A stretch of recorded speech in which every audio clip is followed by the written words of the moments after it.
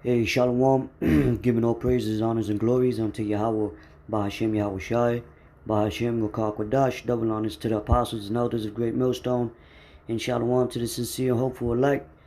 Right, that's prophesying in the true name and the true doctrine about the times we're in and headed to, for the kingdom of heaven is at hand. See, Brother Kwadash Paya, and just a little bit of, some history on Pennsylvania that I was going into, right? The state, and then you have Philadelphia, the city area, the heart. This is a map during around the 1670s or 1680s rather, right, when our forefathers, the natives was held, captives by the settlers, which is who? The Edomites. And this was, I believe, shortly or during rather the time of the War of Independence, right, where you get the 13 colonies and the blue coats and the red coats, but nonetheless, the natives was held captives, and I'm gonna go back to this, read a little bit on it. Right before, you had, pardon me, it says, and this is a sign when you go down to the boardwalk, which was one of the first slave ports in Philadelphia, right? It says the Pennsylvania slave trade, African people, which were Judah, which is Jake, the so-called Negroes, right? It says, first enslaved by the Dutch and Swedes, survived the brutal voyage from Africa to the Caribbean, and we did flee from Roman persecution and hid in Africa, and then sold. All right. Just for that, so there won't be confusion as far as the Africans. It says to the Caribbean island and the Americas, debarking, debarking on the Delaware River waterfront as early as 1639. Williams Penn, the Quaker and Philadelphia merchants, purchased and enslaved Africans as the institution of slavery increased.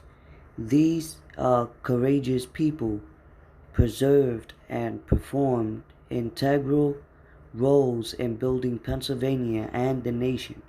So we were slaves, man, right? And right here, real quick, and I'm gonna get a scripture to back this up. It says experts from the book history. Let me see. Yeah, between the rivers, the Susquehanna, the Juniata, and the Potomac, 1609, 1658. Let me read. All right, here it is. The destruction of the Susquehannocks, a once powerful group of Indians who had established themselves on the lower Susquehanna River and who seemed to have served as middlemen in the exchange of beaver skin and European European trade goods. And this is where they, hey man, they stabbed us in the back, just like it says. Their words was as smooth as butter, but war was in their heart. Roughly paraphrasing, right? It says beaverskin and European trade goods throughout the region between the Upper Ohio, Delaware, and the Chesapeake coastal area. Destruction caused by epidemic and hostile attacks by Iroquois and whites, right? And this, and me and the brother live in Susquehanna, but this just goes to show you further proof that we are the biblical Israelites. This is the book of Jeremiah, chapter 50, verse 33. It says, "Thus saith the Lord of hosts of armies, the children of Israel and the children of Judah, which children of Judah were pressed together, and all that took them captives held them fast. They refused to let them go." So they refused to let us go, right? Until this day, man. Right? Until this day, and we're held captives with our brothers. which is the 12 tribes of Israel.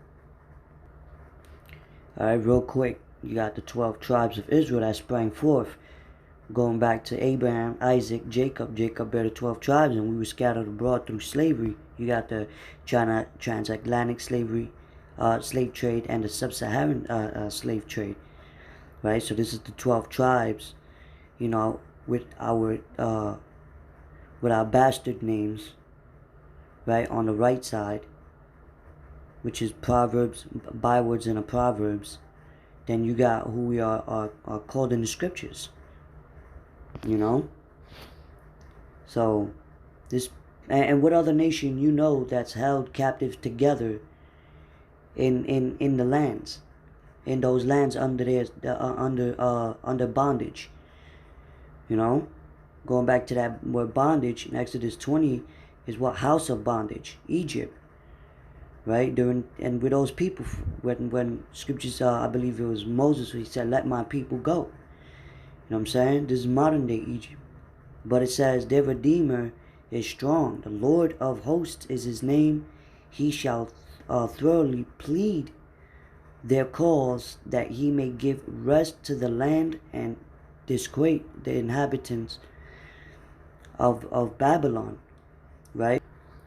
And this, Salaki, and this was Jeremiah, you know, prophesying unto them. And yeah, man. So this just proves that, and you can go back to, you can even look up the Indian boarding school, right? How they, you know, made the natives take their, cut their hairs, cut their beards, you know, and beat them, and made them write on the chalkboard and call themselves after the names of their slave masters. You know, made them, you know, dressed in their apparel. You know, took their garments off, right? Because they have fringes, you see, and that's our custom. You know. So this shows you, man, is that we are the true biblical Israelites through basic history, and this is something, you know, basic, man. Right? That's why, you know, our people are speaking their language, you know, holding their customs, you know, to our generation, their kids, you know, all they know is this place. That's why the Lord is waking his men up to prophesy unto them, like I believe Ezekiel, where he speaks about the strange language, you know. But I'm going to get a precept real quick. Right, so this book of Psalms, chapter 19, verse 3, there is no speech nor language where their voice is not heard. So we were scattered throughout the four corners of the earth. We're in captivity under these kings of the earth, governments, right? And our people are speaking in heathenistic tongues, you know, but the Lord is waking us up through the four corners of the earth to cry unto him. You see? And his name stays the same no matter what language you speak. And he's turning us back into a pure language, pursuing to Zephaniah, the 3rd chapter and the 8th verse, which is what? Hebrew. You know? And the Lord is putting his name out, man. And you know, it's, scriptures speak about how the Lord is, let me see if I get that real quick.